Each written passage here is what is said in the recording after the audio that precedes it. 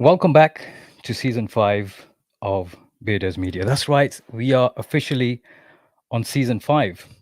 Now, those of you who have been watching us for the past few years, we've had a few changes. We have a new co host here. And before we introduce the topic and the new co host, just want to pay homage to our former co host, which is Ali Khan, Traversial, who has held the fort with me for best part of 3 years now. So, mashallah, he's kept his company. He's given us lots to think about. He's entertained you, entertained me, entertained us. So a big thanks goes out to Ali, first of all, before we start this particular episode. And moving on to this episode, we're going to be talking about a topic which is quite close in an academic field for our new co-host. So we're going to have a fruitful discussion, I believe. And before we start that, let's play the intro.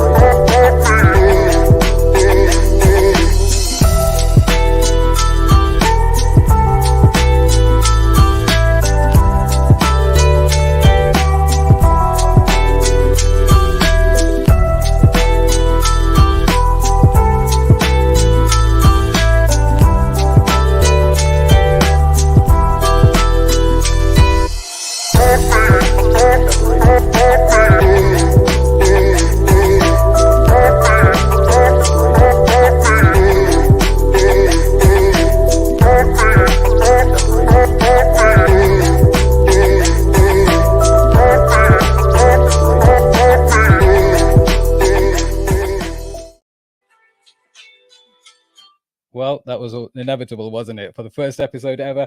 Welcome, first of all, Taf, Coach Taf. Thank you. On Beardos Media, and being the co-host here tonight, and traveling all the way from Leeds into It's the an Midlands. Honor to be here. Yes, it was quite a journey down, actually. Yeah, tell me about it. You were supposed to be here a little bit earlier, but we won't tell the audience that.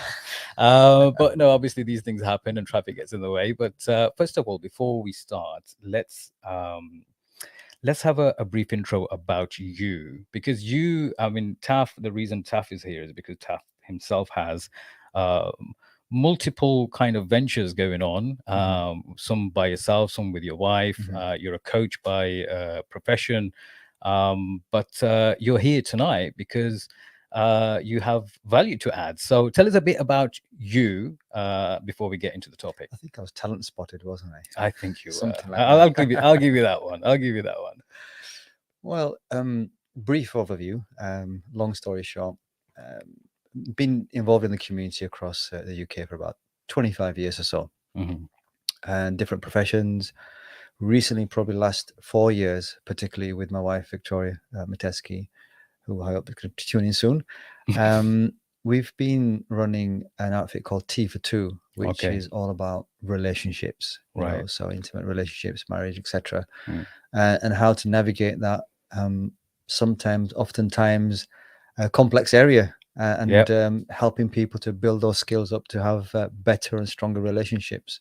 And I've been podcasting myself as well.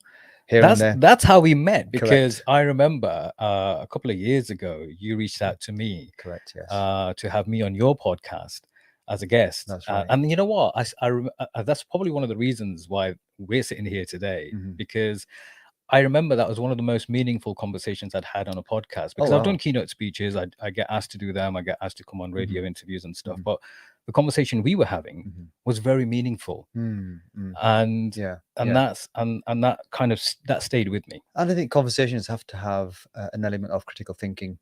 Yeah. So it's the powerful questions you have to ask, framed around the individual and what this thing means to them, rather than it being, hey, look at me and what I have to say kind of thing. Yeah. And I think that's always been the thread for myself. And equally, you know, to give kudos to you and Brother Ali, you know, your seasons have been great, episodes have been great, very Thank you. controversial sometimes. Controversial, yes. He can never get out of this, can he? Whether he's here or not, he's with us in spirit. So yeah, no, thank you so much for that. So Taf, tonight's topic is quite a deep topic for your first topic here on this platform. Should Hot I seat, hot stay? seat. Hot seat, yeah. I mean, to be fair, I feel like this is going to be more of, rather than just a two-way conversation, it's going to be a lot that I'm going to probably ask you. I mean, you might ask me a few questions, because one of the things about this platform, which people know us for, is that we speak the minds of people. But people think things and they don't share it with many people. Don't say it, right? Yeah, don't say it, and then we go on live and talk about it. And it often gives people food for thought. It gives them an opportunity to maybe understand what other people are thinking if they're faced with the same or similar challenges. So, you know, it's definitely a platform where it gets conversations going and people thinking about these kinds of things. So this particular topic, should I stay or should I go? It's you It's know, $1 million question, by the way. yeah, I mean, there's so much to unpack, isn't there? Right? I mean, you can first of all split this into, well, what's the context behind this, behind the title? Is it personal relationships? Is it professional relationships? Is it a job? Or, you know, what is it? You know? And I think when we were discussing this topic, we were talking more we were leaning towards personal relationships. Yes. Now, those personal relationships are different, many different kinds of relationships, aren't there? So you have parental relationships, you know, parents and children. You have partners, husband, wife, and so on and so forth. So the question is, when we think about, because I'm assuming in your role as a coach, you'll have come across a lot of people, as have I over the years, who are on that line. You know, they're on the border, they're on the fence, thinking, should I stay or should I go? Very undecided. You're very undecided. In your experience, what makes people flip over the edge, like, you know, take that leap? You know, that leap can sometimes take years. And I think that's the most important thing to kind of maybe explore.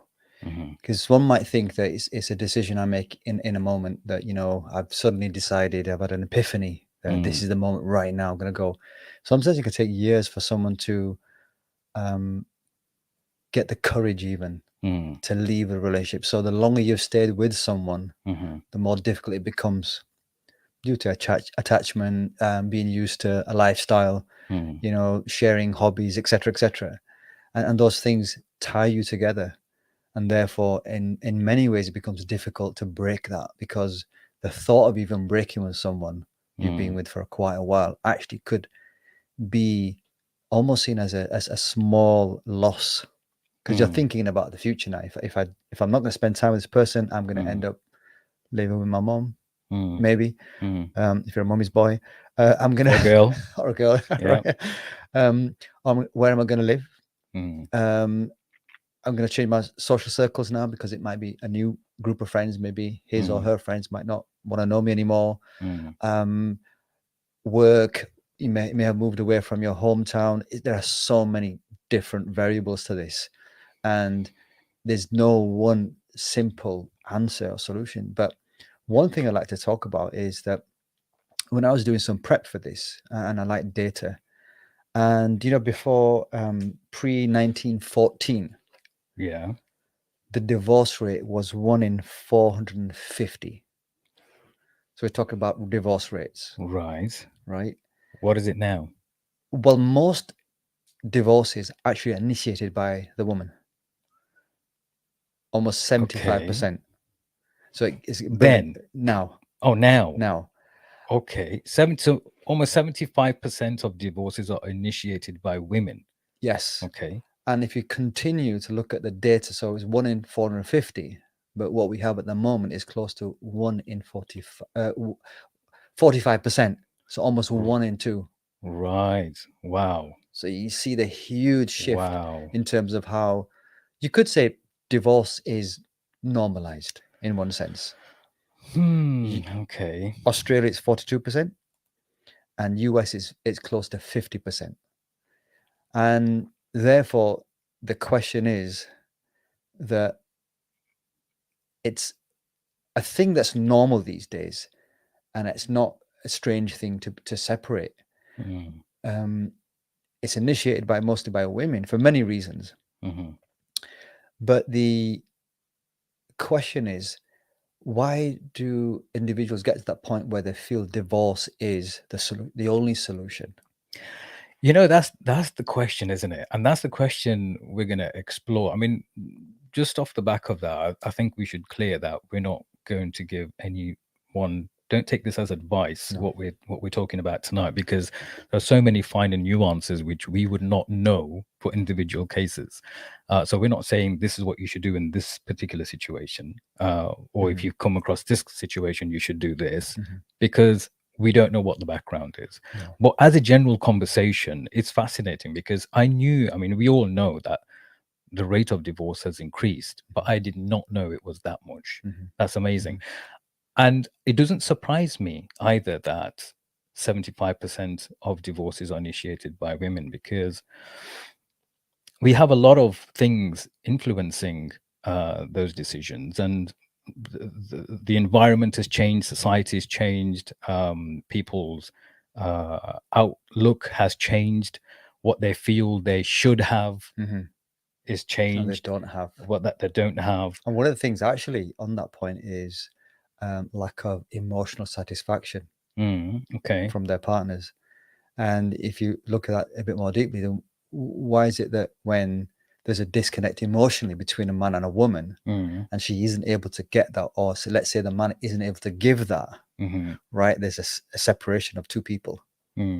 So if you look at the psychology behind that, what is the state that's actually brought about that kind of scenario, or almost like a cultural norm whereby, you know, there's and you could put it down to lots of different things. You could put it down to social media if you like. You can put it down to how some individuals might look at the glitz and the glitter in the movies and whatnot, you know, whereby it's kind of seen. You've got these reels or these snapshots of this romantic backdrop of everything happening, and he's just saying everything that she needs to hear, or she wants to hear. She wants to hear, yes, right. But reality is, it's dramatized. That's why they call it a drama. Yeah, it's dramatized. Yeah, things are exaggerated, aren't they? I think a lot of people have been influenced by the ideal life based on what they consume on either social media or on movies and stuff. And it reminds me of somebody's post. I saw someone's post one day that had a kind of an image where people, or not even an image, it was a video where people were taking really like romantic pictures of themselves, like couples. And as soon as they've finished taking the picture, they were like sitting on opposite sides of the sofa. I think I saw that one actually. Yeah, you're right. You're right. And it's to do with the glitz and the glamour that you were referring to on you know, Insta relationships and Insta celebrities and whatever. And people will build up a picture in their own minds as that is the ideal. That is what we and need. It's the dopamine release. You know, I want that 24/7. But it doesn't happen. You can't have dopamine for 24/7, right? It's not possible. Yeah. Right. We're human beings, and we have all the highs and lows throughout the day. Yeah. And the thing is that does exist, and that can exist. Yeah, you know what? And it's not just social media, because there are a lot of people out there who are influenced by influencers in other ways as well. And I'll give you an example. A few months ago, I came across a sister who had separated from her husband and was looking for. We were talking about business opportunities, and it took me by surprise as to like what had happened, because NLP, and she was also representing an NLP practitioner, or somebody who has a business in NLP, neuro linguistic programming, coaching and stuff like that. They held an event for ladies, Mm-hmm. and there were a couple of people who were joint, they were partners. And you know, at some of these events they have, you know, like the Tony Robbins style, like, you know, Oh, really yeah. motivate people Energy, and yes. energy Yeah. and all that kind of Yeah. thing. And they happened to motivate this sister into breaking it off with her husband, and by her own admission, Oh, really? own admission, there was nothing wrong in the marriage. Now she's not well, she said she's not regretful of it. Mm-hmm. um but I questioned. I was thinking, well, I didn't want to have this conversation with her, you know, deep down, but I Mm-hmm. thought to myself, well, why? Mm-hmm. You know, really, why? Mm-hmm. If nothing was wrong in inverted commas, Mm-hmm. and she was obviously, it was a kind of a passing conversation that we had, because we were talking about something else, and I didn't want to get sidetracked. And she was, you know, she mentioned that, and I thought, how amazing that in the spur of the moment where you're getting down, you know, like sometimes some coaches make you write down what Mm-hmm. exactly it is you want, Yes. exactly it is that you want to change, Mm-hmm. and what you must do to change that, Correct. to visualize, Mm-hmm. you know, with clarity where it is you want to be in Mm-hmm. comparison to where you are now. Mm-hmm. And she had done that, and she ended up being in that position where she thought, that's it, this is it. It's really strange you say that, because I read something today on LinkedIn, Hmm. and it said visualization plus faith equals manifestation.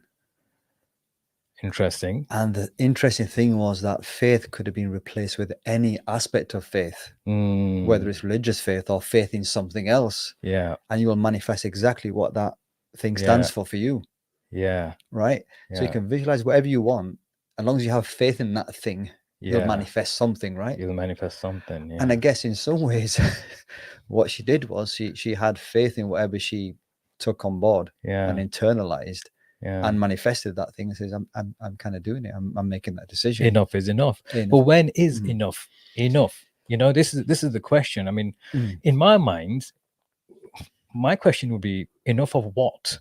Yeah. Yeah. When is Exactly. enough of what enough? Mm-hmm. You know, because there could be a lot of enoughs in Yes. different ways. So Yeah. enough of what? Well, one of the things that you point out earlier, this is psychoeducation, so it's about sharing that education with other people in terms of knowledge, right? So people have a better understanding of different things, and one of the primary things that we're always saying in our coaching, that if you need therapy, we're not therapists. Mm. We're not therapists. Mm.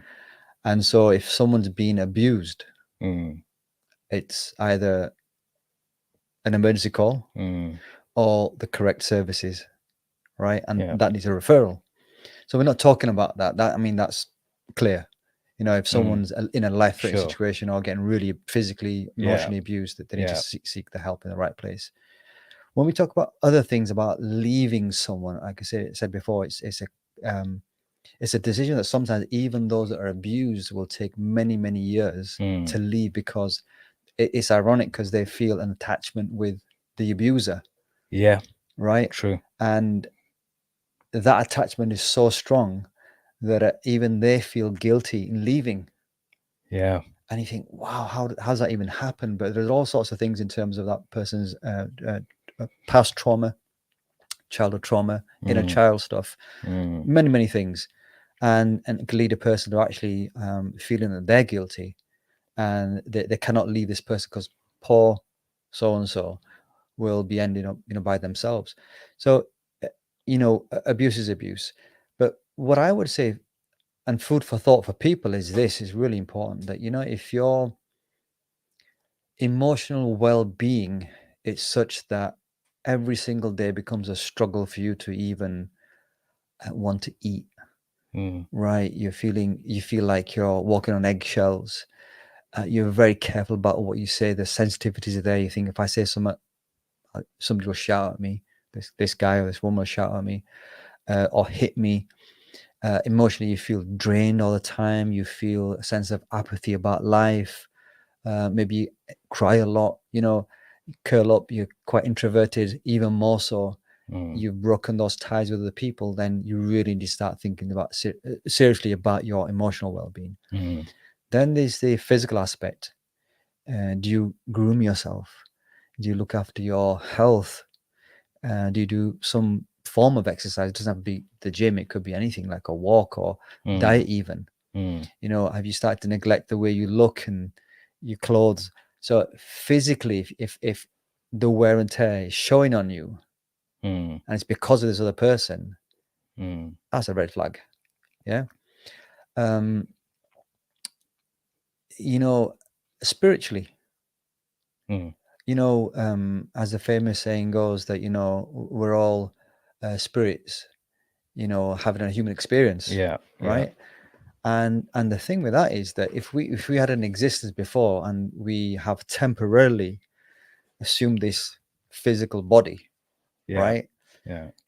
Your body is your body.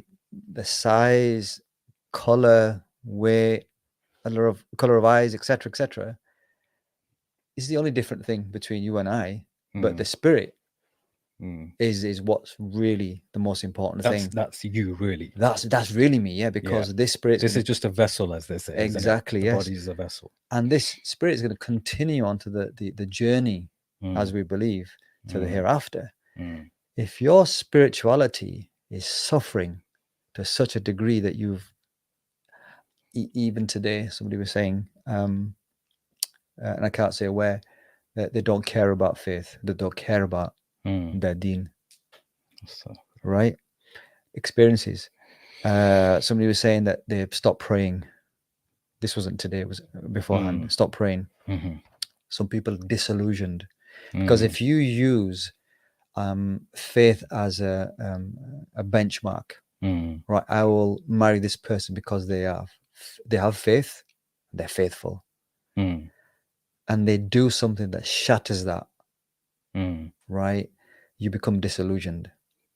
I think you could be disillusioned before marrying somebody, because a lot of the times, most people, especially, I mean, we've got to address the fact that in different environments, relationships take a different course, and they have different outcomes, and different within different cultures as well. If you look at the cultures in the southeast region, it's different. Southeast Asia, it's different. You know, people have this commitment to make it work for all sorts of reasons.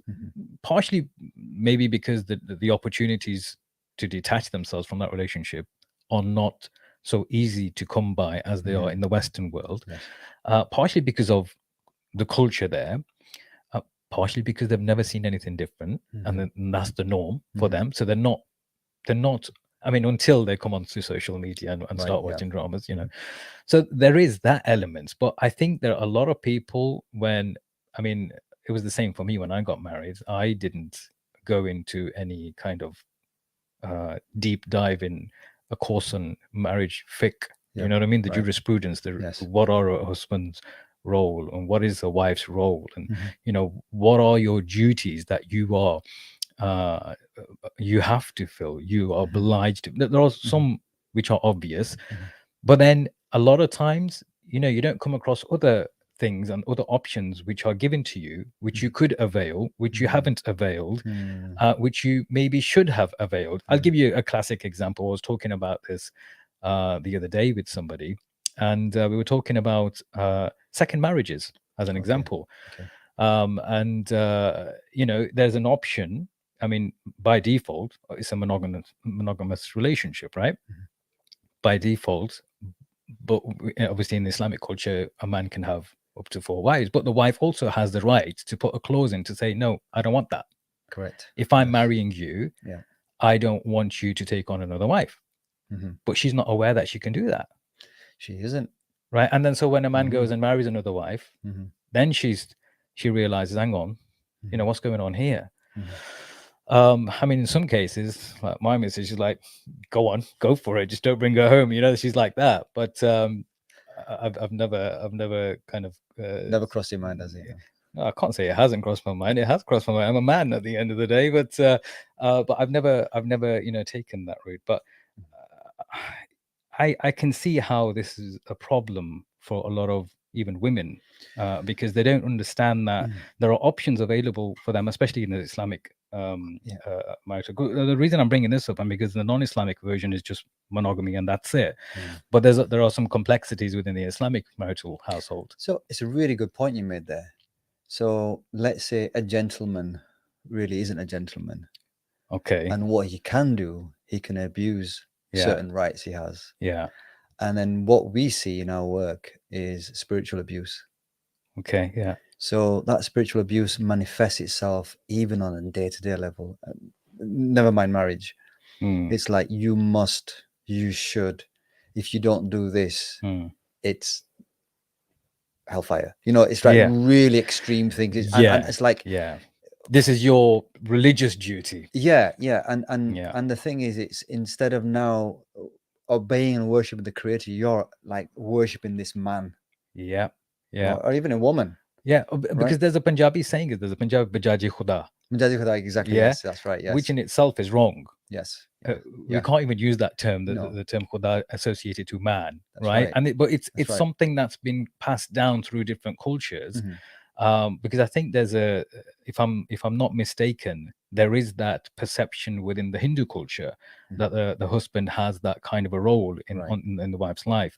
I mean, from what I remember reading a little bit about history and in the Hindu history in India, what they used to do is when there's certain group of people, I can't remember the name of that, but now we're on the subject, that if the husband died, they used to cremate the wife with him.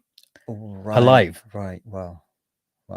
And that's how much kind of Okay. like you cannot have another Understand man. the attachment and that thing. That's it. You're there. Yeah. You know. Wow. So that was like, oh, and then I think that's because obviously Muslims, Sikhs, Hindus, they all lived together in India at the time. They were all influenced with each other's by each other's cultures.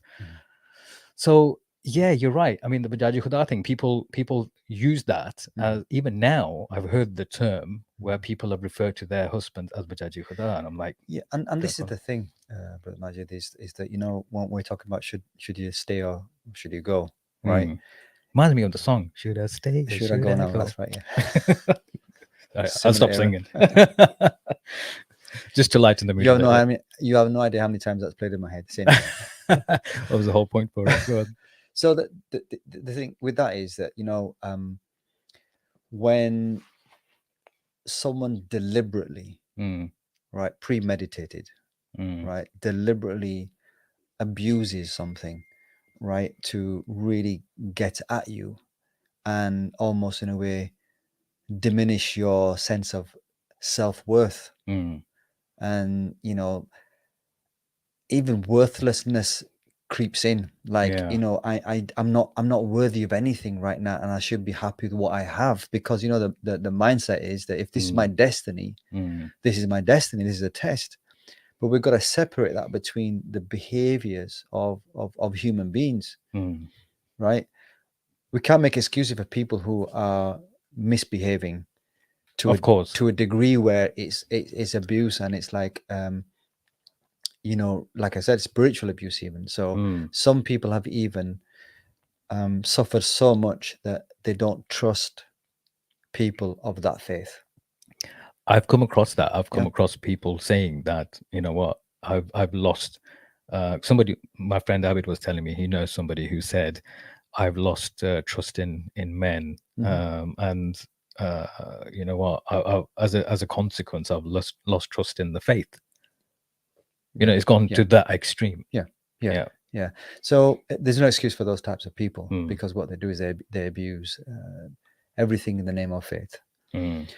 And, you know, if someone is literally not able to get to a point where it's never their fault, right? Even when you try to connect with them on a level where you want to have more emotional connection, physical intimacy, even connection up here in the mind as well, you know, and they don't want any of that, then really you could ask yourself a question: is that what value do I get with this person apart from being in the same house as them?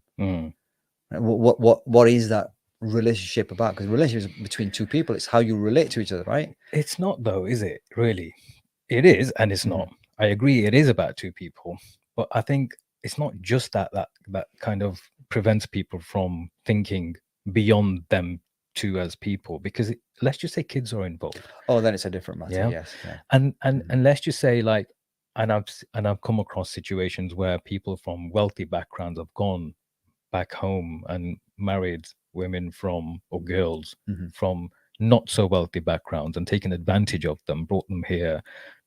You know, the typical thing sometimes, I don't know if it's common anymore. It used to be the case when Munda apna bigad gaya, to, you Right. know, you Sort him take out. your Yeah. son to, let's get him married. That's the solution. If he's off the rails, get him married. That's the solution. That's not the solution. In No. fact, I've seen it happen to girls as well. Mhm. Girls are off, come off track, rather than having a look inside themselves to see, well, where did we go wrong with this, with our upbringing of this child. It's like, oh, she's in bad company, or she's off the rails, or he's off the rails, getting married off. They haven't got the foggiest, right? They've gone back home, got them married to some poor bloke or poor girl, right? Brought them over, and I've known of blokes, working in the house like slaves, for their wives, for their British wives, Right. and abused. Um, and they feel that they have no other choice, because their parents are old, they can't, and all that kind of stuff. And the same with the girls, because there's a big stigma still in terms of separation within certain cultures, and that prevents people from leaving. And then they end up, let's just say one of them get pregnant, so, and they have kids. And then it's for the sake of the kids. They think, well, they're self-sacrificial. It's like a sacrificial lamb. You know what I mean? They're self-sacrificing for the sake of their children. And they say, like, you know what? I've got kids now. I've got to think about them. I don't care about myself. And I know it's a bit of an extreme example, but it's not so extreme in certain cultures. I've seen it time and time and time again. And you think, you know what? How can that happen so many times? But it's a very common thing. So, the saying goes, it's better to come from a broken home than be in a broken home, especially for the well-being of children. So imagine a couple who are continuously arguing in front of the children. That creates the initial trauma experience that children have, and it almost normalizes that this is what communication is like for adults. And the case is sometimes, actually, probably mostly, where if a couple argue, they'll argue in front of the children, but when they make up, it's not in front of the children. Yeah. It's elsewhere. Yeah. So children don't even learn how to make up, or what making up looks like. Well, hopefully they don't. Look at what they're really making up like. There's some kinds of making up that you don't want the kids to see. No, that's but too early. Right. You're right. So those are the things that we need to kind of consider, is that, look, if what it means is that we're going to traumatize another generation, then maybe it's me who breaks the cycle. Because if it continues, and that cycle will, continue forever and a day until someone says, actually, I'm going to stop it now. It is a tough decision. But I think you got to stack up all the things that if you don't do that, what's going to happen? Yeah, I mean, it's and like, if I do even stay, yeah, then what happens? Well, I always ask, if anybody's bringing that question to me, I ask them the 4-part question, the coaching questions. What will happen if you do? What will happen if you don't? What won't happen if you do? What won't happen if you don't? Absolutely brilliant. Exactly. You know what I mean? Because a lot of people think about, well, what'll happen if I do, and what will happen if I don't, but they don't think about what won't happen if I do, and what won't happen if I don't. And what you're saying is that people then can make a considered decision. Yeah. It's not just an emotional thing. It's not like off the cuff, like, yes, I'm going to do it. They really looked at all the options and choices and variables and whatnot. And in the end, they're making a considered decision. And that's what really helps people not to regret a decision. Because mostly what people have is regret. Yeah. This thought of, if I do this, then this is going to happen, and I'll make other people suffer, or I'll let other people down, and whatever else. And I think one of the wonderful things that you do, which I respect you for, is it's one of the things that I was really having a discussion about with one of my nephews. One of my nephews, he was still asking me, am I still reading up on philosophy, and am I still doing those deep thinking quotes and all that? And he was telling me that he was reading up on he's reading a book called about self-care. Right. And he was telling me how important, he felt looking after yourself is, and etc etc etc. And I said, yeah, it's important. And then he mentioned a couple of things, and I said to him, look, the only thing I would say is scrutinize who the author is as well. Whenever you're reading something like this, and whenever you're talking about or considering these kinds of things, you need to think about who this person is who's giving you advice, and do their values match yours. And this is why I respect what you do, because you have this the influence of Islam around your coaching style, and the advice that you might give, or the questions that you might ask. Yeah, so we have this line: inspired by deen, Yeah. driven by data. Okay. So we're inspired by our faith, and we have an amazing assessment that actually tells you, or gives you a snapshot really of your relationship right now. Victoria says sometimes people can manipulate. One day saying something positive, forward thinking for the relationship, the next day the opposite. They may make accusations and treat you disrespectful. So it's important that the effort must be looked at holistically. It is real, or is it real, or just a matter of trying to make a quick fix? Absolutely, absolutely. That's a great point.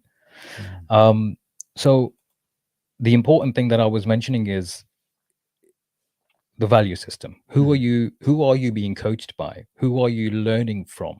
Who are you taking advice from? Because if their values aren't the same as yours, then you're going to be risking your own future. Like the example gave earlier on about all this hype, and she left.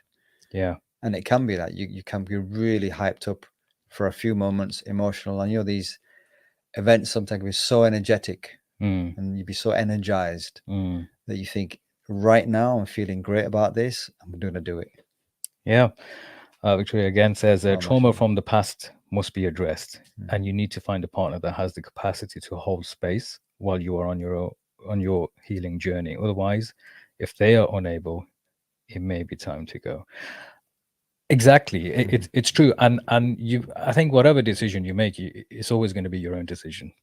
If you decide to stay, it's going to be your decision. If you decide to go, it's going to be your decision. But what is that decision influenced by? Who is it influenced by? Yes. And in what kind of framework are they considering the leaving? And this is why I think, I think is it Malaysia who have a mandatory course, premarital mandatory course on the fiqh of marriage. Yes. On the rights and responsibilities Yes. of either partner before they get married. Yes. And I think that's a wonderful idea. I've told my kid that they're going to do the same. There's a bit of a caveat there. Is there? Go on. Yeah, I was surprised when I found this out. So the same, actually in America, there's an institute called the Family and Youth Institute, Muslim led, and they did some research around divorce. They do lots of research, and their research showed that 33%, 1 in 3 American Muslims get divorced. Okay.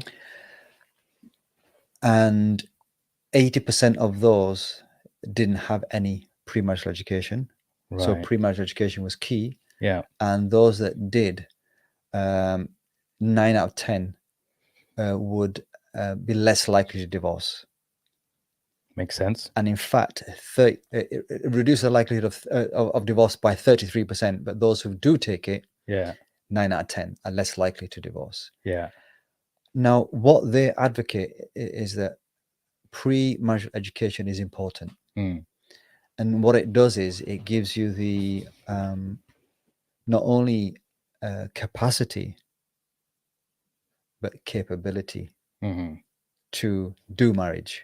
So you learn all the skills.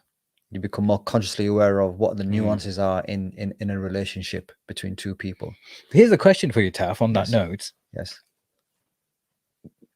What does marriage look like is what they're really answering here. Yeah. On these courses. But what can it look like if you're not a follower of any particular faith? It's an open So open you field, you can have a typical. What's a typical marriage? Or you can have a transformational marriage. What's a typical marriage? Typical will be lending. Okay. Transactional. Okay. Right. Role, rights and responsibilities. It's like. Yeah, but how? But well, here's the question, though, isn't it? Yeah. If it's not based on a theological framework, what are your rights and responsibilities? So what it is, those people that just stay there.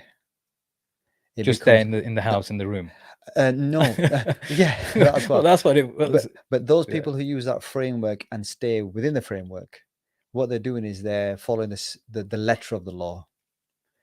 And what we say is follow the spirit of the law. When you say the letter of the law, what do you mean? It means it's all the fundamentals of the rights and responsibilities, which are important because it gives you the framework. But what comes beyond the framework is what the Prophet ﷺ did. So how he would have fun with his wife, how he would be empathetic, how he would... Yeah, he would race with Aisha after Asr. You know, we know about that. You know, he'd was tease her, he'd play with her, yeah. share food. Mm. So really, that's your transformational marriage, because what's happening now is you're engaged with this other human being. Yeah, but that again is based in what we're taking as inspiration from a religious figure here. Yes. My question is, if marital rights and responsibilities aren't based on anything, what is a marriage course worth? I guess for those people who get it right, it's they get it right, and it's not. I'd say it's an anomaly. It's right for them. It's right for them. It's yeah, what it they works want for them. out of Absolutely, it, yeah, isn't it? Yeah. You can agree any terms you like with any other human being. So here's the other question then. When today you have people who want to commit themselves to one another and they want to get married, and they're not religious. But they still tend to do the religious thing, you know.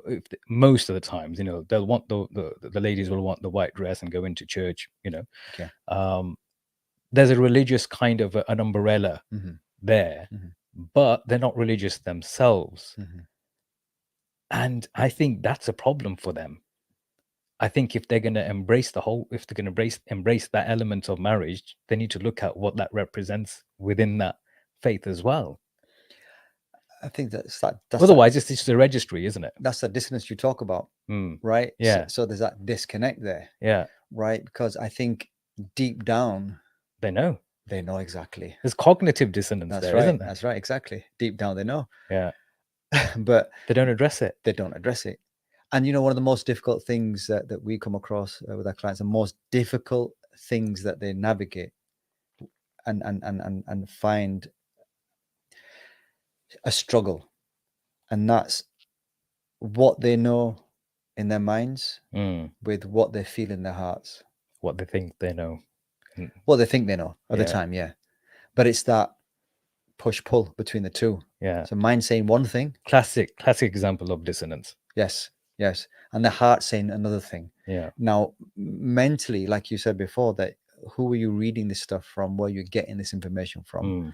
And if that's your influence, then yes, your mind's going to tell you those things, or you're going to be influenced by those factors. But deep down, your heart might think, even though I don't believe this, it sounds good. It sounds really good, yes. And it fits it to me, and it fits well with everybody else, and it'll look good on social media for the clicks and the likes and whatnot. Yeah, absolutely. So you know, we have this difference between a typical relationship and a transformational one, from just being transactional, right, to being very mutual in a higher sense. So we talk about spirit of the law. Spirit of law is that the rules and regulations were there for a reason, because ultimately for us as believers, you know, Allah talks about the sakina, that peace, and when that peace arrives, it arrives through mutual love and mutual mercy. Yeah. And it's that mercifulness that we need with other people. So if one person in that marriage, in that relationship, isn't being merciful, or doesn't concede, and is always very staunch, and their ego's right at the front, it becomes very difficult for the other person to continue to give. You know, so, you know, sometimes people have to stop thinking about taking and think, how can I give? Or not take as much. Or not, yeah, exactly. No, you're right, 100%. You know, because it doesn't always have to be you have to give, because some people aren't emotionally giving, romantically giving as much. It's not in them, you know. And for them to come to that realization, you know, or for them to change, or you to try and change them, you might as well bang your head against a brick wall. But for them to have so many expectations from the other without not necessarily taking, but to take less, Take less. that's a good start. And this is what brings us to the question, doesn't it? I mean, when we think about, when is enough enough, the question is, first, as I mentioned earlier, well, what is it? What we were referring to as when is what enough? But the follow up to that is, when you're in a relationship and you have so many different things going on, you have the right to understand, to a degree, a bit more about the person that maybe you think you don't understand, or you feel that you understand, before signing the dotted line. And I think sometimes a lot of people forget that when they're considering the arranged marriage stuff. And it's funny, I mentioned arranged marriage just now. One of my a sister who's a revert sister was talking about, she's recently reverted with me, and she was talking to her mum, and she was just having a joke with me, saying, look, I think she's thinking of getting me an arranged marriage because I'm a Muslim now. I said, well, you do know arranged marriage is not, that's a done thing, right? It's not an Islamic notion, it's more of a cultural thing. But yeah, coming back to that, it's also important to consider that, when you're marrying somebody, or when you're thinking of leaving that somebody you've married, what did you marry them for? What's changed in between? Do you even talk to each other? You're talking, we're talking about mercy and stuff, but we were talking about also language of love, your love languages. And some people will go really deep into things before they get married to do these assessments on themselves, and some people haven't got a clue. Well, mashallah, I'll tell you a lovely story. My wife Victoria, mashallah, assalamu alaikum. She when we were courting, because we were courting, for those people who don't know, 4,000 miles apart. So she lived in America at the time. Right. We never met, Right. and we had this 4 months of getting to know each other. Okay. So her primary language of love is physical touch.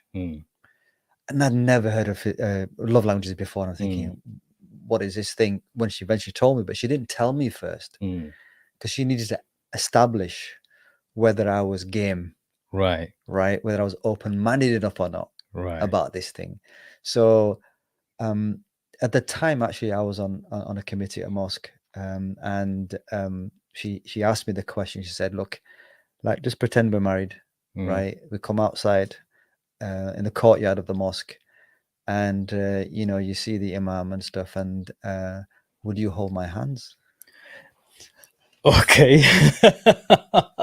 In front of the imam. So I'm thinking, imam, committee members, the worshippers, it'd be okay if I'm just a guy, who just prays with everyone else, but I'm on the committee. Yeah. And that, like, literally that minute was the longest minute ever. So the first 15 seconds was thinking about what the imam would say. The next 15 was what the committee members would say. Yeah. And then what would the rest of the mohalla say? Exactly. Then I'm thinking, we're married, it's halal. So I answered back in 60 seconds, said, well, if we're married, then it's halal, I'd hold your hand. Yeah. That's it. If you wanted me to. That's the thing, you forgot to tell her that bit. Well, if you really wanted me, you're thinking inside, weren't you? Is what you weren't inside you. If you really wanted me, then right. Yeah, of course I'd hold your hand, love. That's right.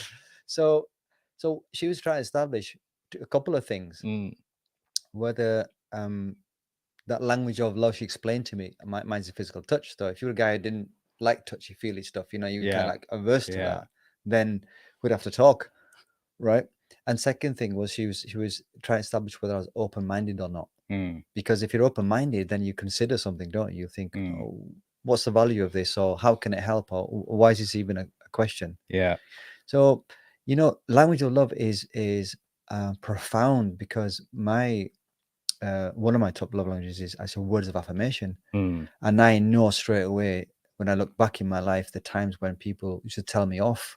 And I won't say who, but when I got half decent grades, it was like, why didn't you get an A? Yeah. And that's the worst thing you can say to someone who's love language is words of affirmation, because what they need is a bit of praise. And I remember, a cousin, he got an E. And his father's going, shabash, mashallah. He's giving him all this praise. And I'm thinking, I wish my dad was like that. Yeah. And the thing is, it has a huge effect. It does have a huge effect. I think there's also the opposite is okay as well. If you don't have compatibility in that regard, as long as you're aware of it, Correct. Yes. that's okay as well. So one person may be a touchy-feely person, the other person may not be at all. No. But as long as you're aware of how to manage that, that's fine as well.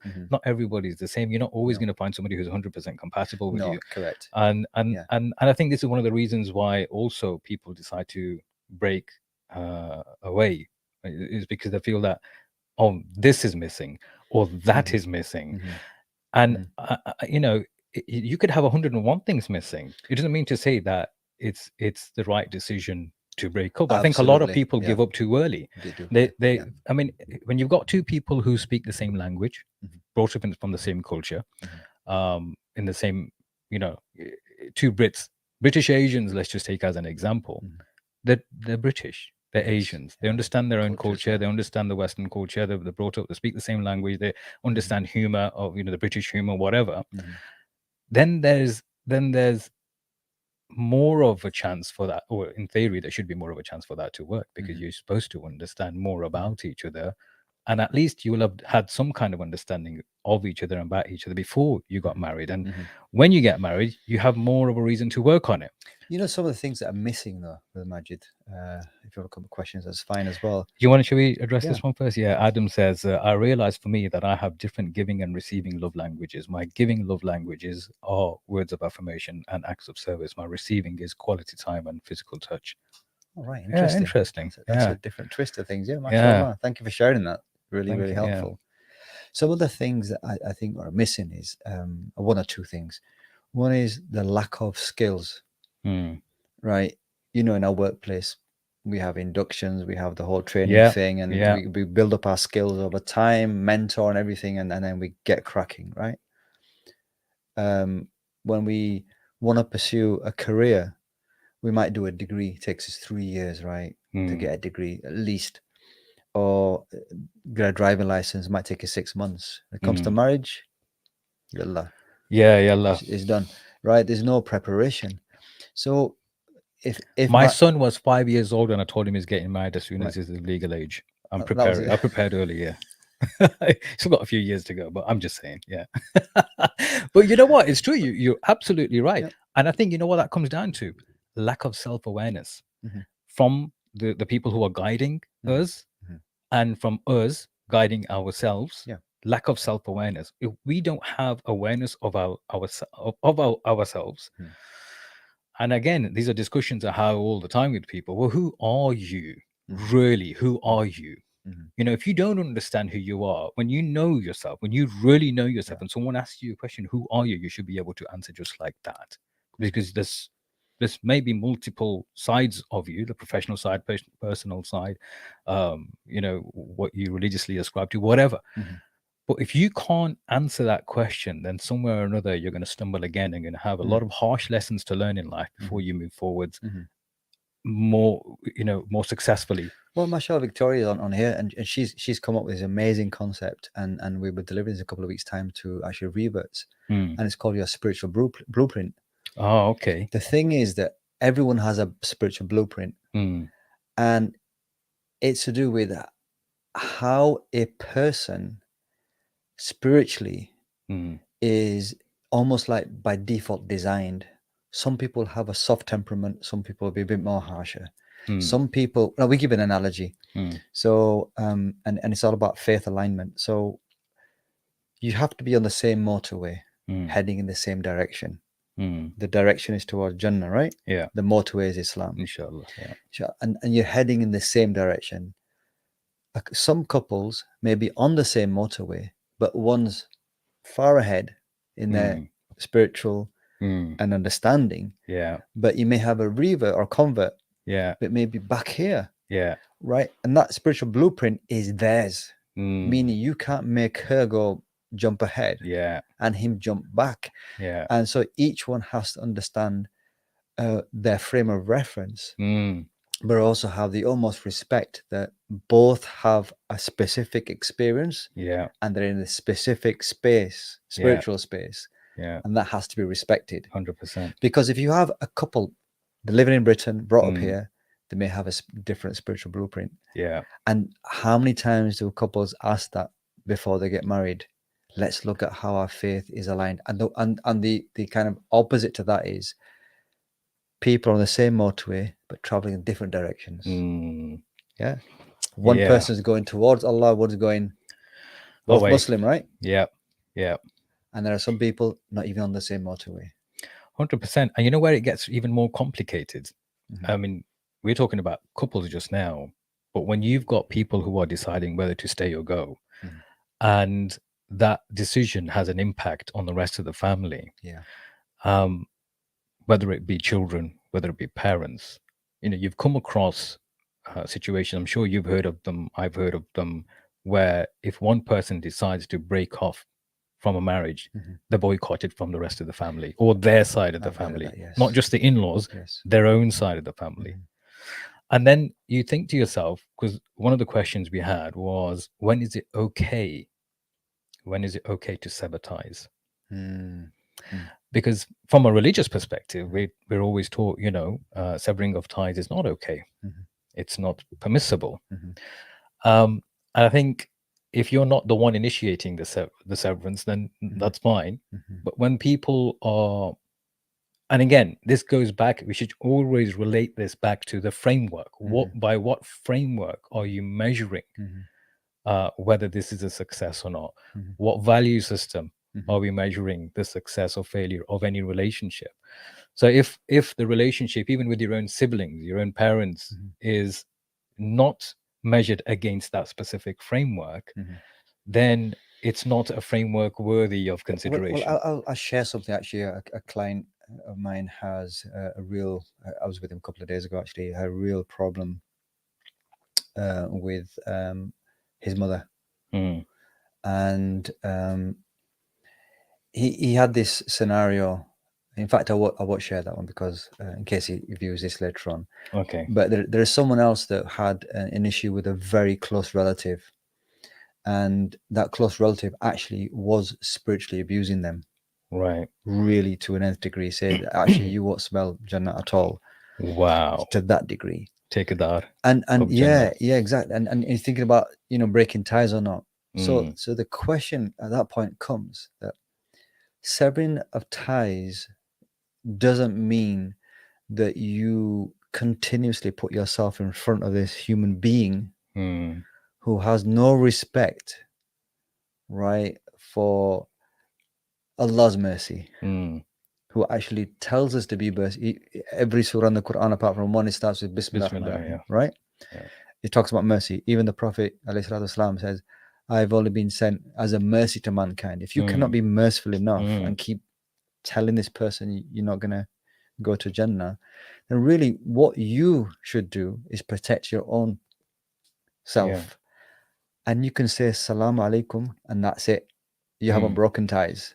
Yeah. You don't have to go eat roti at the house or do other things and, just create a distance. That's it. Salaam Alaikum wa alaikum salam. You haven't broken the tie, but you said salam because they have that right to receive and give.